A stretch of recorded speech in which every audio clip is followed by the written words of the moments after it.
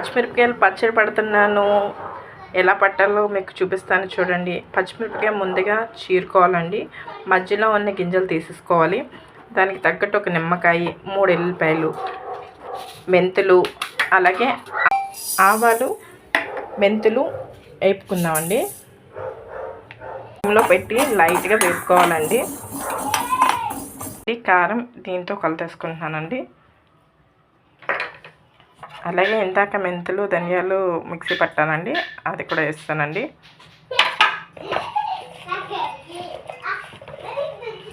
Salt కూడా వేద్దాము. ఎంత పడితే అంత సరిపడిగా వేయించాను కదండి. లెమన్ జ్యూస్ వేస్తున్నాను అనమాట. మొత్తం కలుపుదాం. పట్టింది కదండి, ఇప్పుడు ఆయిల్ వేద్దాం మరి కదండి. ఇప్పుడు వెల్లిపాయలు కూడా వేస్తున్నాను కదండి. ఇప్పుడు ఒక కంటైనర్లో ప్లాస్టిక్ డబ్బాలు వేద్దాం. అయిపోయిందండి మిరపకాయల పచ్చడి రెడీ.